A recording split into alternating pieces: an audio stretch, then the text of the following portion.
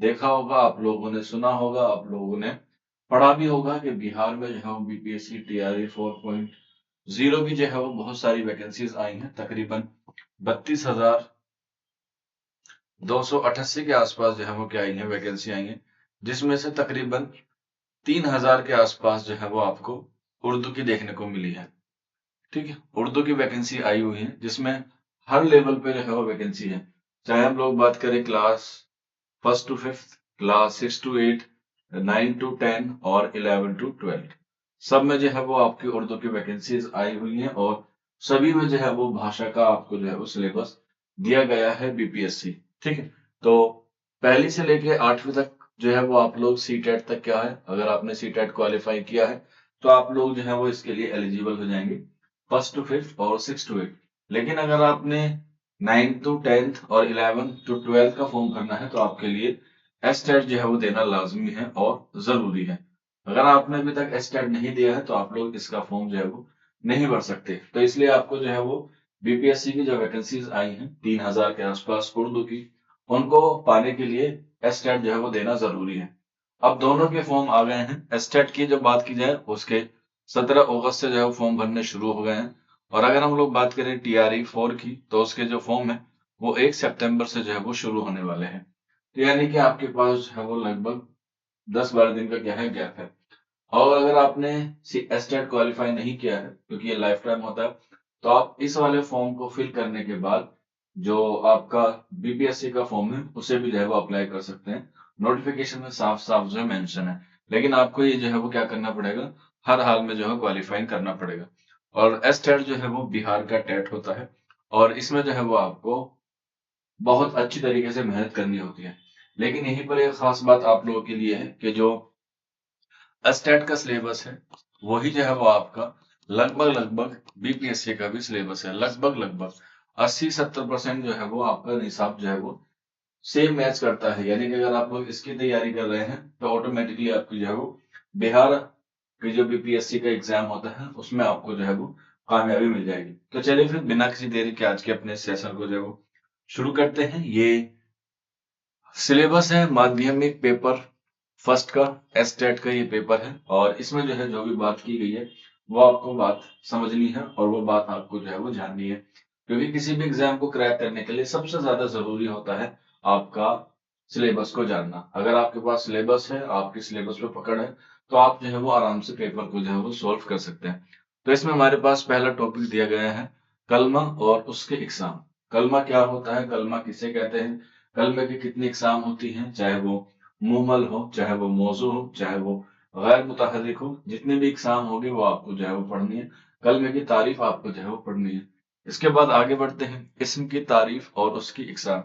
इसम यानी कि नाउन को कहते हैं, संज्ञा को कहते हैं, इसकी इकसाम पढ़नी है। चाहे हम बात करें इसमें मार्फा की, चाहे हम लोग बात करें इसमें नकरा की, फिर उसके झेल में जो है वो 5-5 इकसाम होती हैं, वो सारी आपको पढ़नी है। इसके बाद जमीर, जमीर को हम लोग जो है वो सर्वनाम कहते हैं, यानी कि इसकी जगह इस्तेमाल होने वाले लफ्ज को जो है वो हम लोग जमीर कहते हैं। और इसकी भी जो है वो बहुत सारी एग्जाम होती हैं जो आपको एग्जाम के हवाले से पढ़नी है, चाहे वो जमीर इशारा हो, चाहे वो जमीर इस्तफामिया हो। इसके बाद बात करते हैं सिफत। सिफत का मतलब होता है एडजेक्टिव, यानी कि विशेषता। इसम या जमीर की विशेषता जो बताता है, या हम लोग कह सकते हैं किसी की अच्छाई या बुराई को बताने के लिए हम लोग किसका इस्तेमाल करते हैं, सिफत का इस्तेमाल करते हैं, चाहे वो सिफत जाती हो, चाहे वो सिफत निस्बती हो। इसके बाद बात करते हैं फेल की इकसाम। फेल की इकसाम से मुराद होता है क्रिया, यानी कि जिसे हम लोग कहते हैं वर्ब, क्रिया। ये जो है वो इंपॉर्टेंट होता है, यहाँ से जो है वो सवाल आते हैं। फेल की जो है वो एक तारीफ बतानी है, किसी काम का होना या करना फेल कहलाता है। इसकी जमाने के लिहाज से इकसाम होती है, मायने के लिहाज से इकसाम होती है, और फाइल के लिहाज से जो है वो इसकी इकसाम होती है। जैसे फेल हाल होता है, फेल मुस्तकबिल होता है, और फेल जो है वो आपका क्या होता है, फेल माजी, फेल हाल और फेल मुस्तकबिल। इसके बाद फेल माजी की आपकी जो है वो 5 इकसाम है। ठीक है, जिसमें फेल माजी आता है, फेल माजी मुतलक आता है, मुताले आता है, फेल अम्र आता है, बहुत सारी एग्जाम आती है जो आपको फेल की करनी है। तो फेल में जो पर्टिकुलर दी गई है, मुतालिक फेल की दी गई है। इसके बाद जुमला और उसकी एग्जाम, यानी कि कलमे के बाद जो है वो जुमला और उसकी इकसाम, उसकी तारीफ आपको जो है वो पढ़नी। इसके बाद हुरूफ, हुरूफ क्या होते हैं, हुरूफ शमसी क्या होते हैं, हुरूफ कमरी क्या होते हैं, हिकारी हर्फ क्या होते हैं, गैर मुरक्कब हुरूफ क्या होते हैं, हुरूफ तहजी कितने होते हैं, हुरूफ की कितनी इकसाम है, वो सारी आपको पता होनी चाहिए। इसके बाद साबिका और लाहिका। साबिका और लाहिका आपने हिंदी में पढ़ा होगा, जिसे हम लोग उपसर्ग और प्रत्यय कहते हैं। इसका मतलब होता है कि कोई ऐसा लफ्ज जो किसी के आगे लगकर नया लफ्ज बनाए या पीछे मिलकर जो है वो कोई नया लफ्ज बनाए, उसे हम लोग साबिका और लाहिका कहते हैं। इसके बाद आते हैं मुतरादिफ, जिसे हम लोग कहते हैं पर्यायवाची, यानी कि उसे हम लोग सिनोनियम्स कहते हैं। एक लफ्ज का जो है वो दो ही मतलब होता है, दूसरे लफ्ज का जो है वो दूसरा मतलब होता है, और एक ही लफ्ज के जो है वो अनेक मतलब जो है वो होते हैं, उसे हम लोग क्या कहते हैं, मुतरादिफ कहते हैं। जैसे मेहताब को हम लोग चांद कहते हैं, और कमर का मतलब भी क्या होता है, चांद होता है। तो इस तरीके से क्या होता है, मुतरादिफ की बात होती है। इसके बाद आगे बढ़ते हैं। मुतरादिफ के बाद कलमात ज़रबुल मिसाल, तारीफ और जामे फहरिस्त। ज़रबुल मिसाल का मतलब होता है कोई मुहावरे या लोकोक्तियां आपने सुनी होगी कि बंदर के जाने अदरक का स्वाद 9 2 11 होना, ये सारे क्या है, ज़रबुल मिसाल में जो है वो शामिल आते हैं। इसके बाद एराब के फर्क और उनके मायने। एराब को हम लोग कहते हैं अलामत, जबर, जेर, पेश। जबर का मतलब होता है मफ्तू, जेर का मतलब होता है कसरा, पेश का मतलब होता है मजमूम। तो इस तरीके से इनके फर्क और इनके मायने का फर्क आपको बताना है। इसके अलावा तशदीद होती है, इसके अलावा जो है वो अलिफ ममदूदा होता है, इसके अलावा जो है वो अलिफ मकसूरा होता है, बहुत तनवीन होता है। तो ये सारी क्या है, एराब है और उनके फर्क है। इसके बाद इजदाद की जमा फहरिस्त, जो मुतजाद होते हैं। इसके बाद वाहिद जमा की जमा फहरिस्त। वाहिद जमा एक वचन और बहुवचन, सिंगुलर और प्लूरल की बात की जाती है। एराब अलामत और उनके इस्तेमाल, हरूफ बढ़ती से जो है वो आपको पता होना चाहिए। जैसे मैंने आपको बताया एराब, और एराब को कहाँ कब कैसे उसे जो है वो सही लगाना है, या हम लोग कह सकते हैं उसकी सही स्पेलिंग भी जो है वो आपको पता होनी चाहिए। इसके बाद मतला, हुस्न मतला, काफिया, रदीफ और मक्ता की तारीफ। मतला गजल के पहले शेर को कहते हैं, जिसमें रदीफ और काफिये की पाबंदी होना जरूरी है। जैसे एक शेर है बड़ा मशहूर है, सुबह होती है शाम होती है, उम्र यूं ही तमाम होती है। तो इसमें पहले और दोनों मिसरे में रदीफ और काफिये की जो है वो पाबंदी की गई है, तो उसे हम लोग मतला कहते हैं। हुस्न मतला का मतलब होता है कि एक मतले के बाद अगर उस गजल में दूसरा मतला आ जाए, यानी कि दूसरी बार रदीफ और काफिये की पाबंदी की जाए, उसे हम लोग हुस्न मतला कहते हैं। इसके बाद आ जाता है मक्ता। मक्ता जो है वो गजल के आखिरी शेर को कहते हैं, या गजल में कोई शायर अपना तखल्लुस इस्तेमाल करता है, उसे हम लोग मक्ता कहते हैं। जैसे आपने सुना होगा, मीर उन नीम बाज आंखों में सारी मस्ती शराब की सी है। तो इसमें जो मीर आया है वो क्या है, वो एक तखल्लुस है, किसका, मीर का। तो उसे हम लोग कहते हैं मक्ता। इसके इसके बाद मुख्तलिफ इसनाफ सुखन की तारीफ, गजल, मरसिया, मसनवी, रुबाई और मुसल्लस। इनकी तारीफ आपको बयान करनी है, इनका फन आपको जो है वो पढ़ना है, क्योंकि यहीं से भी जो है वो सवाल आता है। इसका आगाज कहाँ से हुआ, इसका पहला शायर कौन है, पहली तसनीफ कौन सी है, गजल का पहला गजल को कौन माना जाता है, इस तरीके से। इसके बाद मरसिया, आजाद नज्म और नज्म मुअर्रा। ये जो है वो नज्म की अलग अलग इकसाम है। मरसिया जिसमें शहीदों की तारीफ की जाती है, जो वाकया करबला से मुताल्लिक होता है। इसके बाद नज्म मुअर्रा होती है, जो मगरिबी अदब से आई है। इसके बाद आजाद नज्म, जिसे हम लोग फ्री वर्स कहते हैं, इनकी तारीफ कौन कौन से शोरा ने इस पर अपना कलाम पेश किया है, कौन सी नज्म जो है वो आजाद नज्म है और नज्म मुअर्रा है, ये सारी बातें आपको याद रखनी है। इसके बाद खतूत नवेसी 1850 से शुरू होती है, जिसमें मिर्जा असदुल्ला खां गालिब ने जो है वो खतूत लिखे हैं। खतूत के हवाले से उनके जितने भी खतूत के मजमूए हैं, चाहे वो फिराक गोरखपुरी का हो, चाहे वो मंटू का हो, चाहे वो अल्लामा इकबाल का हो, सर सैयद का हो, अल्ताफ हुसैन हाली का हो, रजब अली बेग सुरूर का हो, ये सारे आपको याद करने हैं। इसके बाद मजमून निगारी, यानी कि इंशाइया निगारी आपको जो है वो आनी चाहिए, और उसमें जितने भी मजमून हैं वो आपको जो है वो पता होने चाहिए। और ये मजमून ज्यादातर एनसीईआरटी से आते हैं या फिर एससीईआरटी से आते हैं, जिसे हम लोग स्टेट की एनसीईआरटी के नाम से भी जो है वो जानते हैं। ये हुआ आपका जो है वो उर्दू का सिलेबस के बारे में बात करते हैं। इसके बाद इसमें जो है वो आपको कुछ और अलग से जो है वो सिलेबस दिया गया है, जो आपका आर्ट एंड कल्चर की फहरिस्त में आता है। ठीक है, syllabus of art of teaching and other skill estate. Estate यानी कि स्टेट टीचिंग एलिजिबिलिटी टेस्ट। ये दो भागों में डिवाइड होता है, art of teaching and other skill. और ये 50, 30 और 20, यानी कि 50 नंबर को 30 में और 20 में जो है वो डिवाइड किया गया है, और उर्दू जो है वो 100 नंबर का आता है।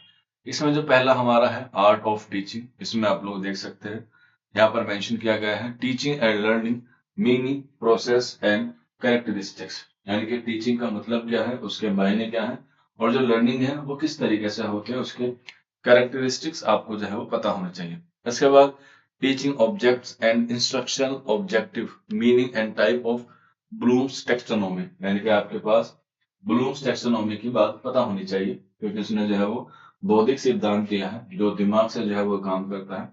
उसी में 3H के बारे में बात की गई है, हैंड के बारे में, हैंड के बारे में, और इसके अलावा जो है वो एक हार्ट, H मान दिल। इसके बाद टीचिंग मेथड आपको पता होनी चाहिए, types and it's characteristics, merit and demerit of method. Teaching method बहुत सारे होते हैं, जैसे इंडक्टिव मेथड होता है, डिडक्टिव मेथड होता है, किंडरगार्टनर होता है, मोंटेसरी होता है। इनके सारे आपको टाइप्स पता होने चाहिए, इनके फाउंडर आपको पता होने चाहिए, और उसके साथ साथ इसमें क्या क्या यूज होता है वो आपको पता होना चाहिए।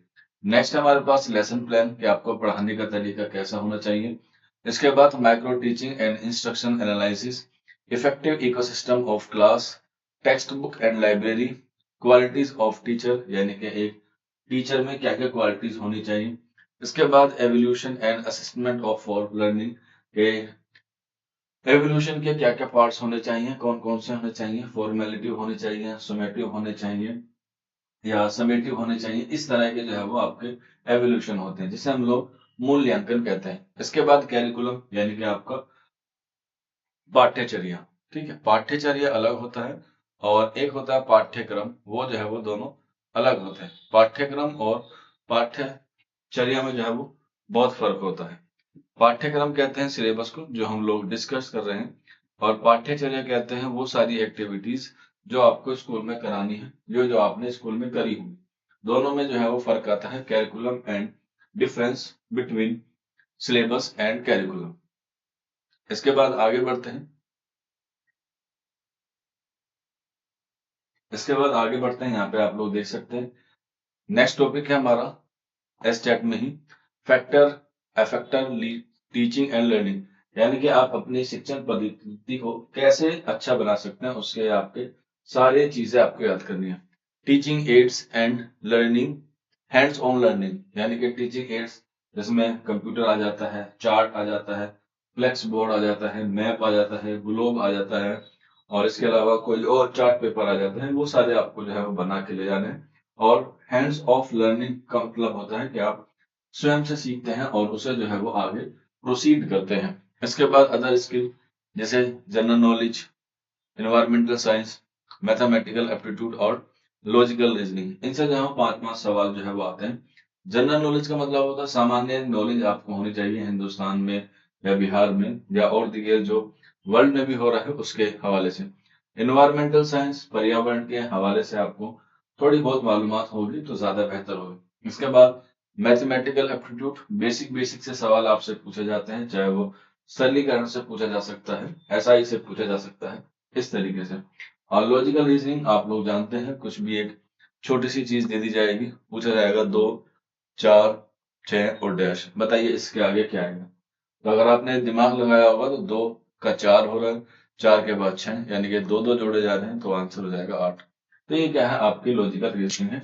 तो इस तरीके से आप लोग जो है वो अपने इस सिलेबस को जो है वो देख सकते हैं, और यहीं से जो है वो आपका पेपर क्वालिफाइंग हो जाएगा। ये जो है वो पेपर फर्स्ट का जो है वो सिलेबस है, और यहीं से जो है वो आप लोग एग्जाम की जो है वो तैयारी कर सकते हैं। हमारे यहाँ पे जो है उसकी क्लास शुरू हो चुकी है, आप लोग इस नंबर पर रब्ता कर सकते हैं 9045220432, और इस नंबर पर रब्ता करने के बाद आपको जो है वो सारे डाउट्स जो है वो क्लियर हो जाए। आज के सेशन में इतना ही था, मिलते हैं आप लोगों से जल्द ही नेक्स्ट वीडियो में, तब तक के लिए शुक्रिया।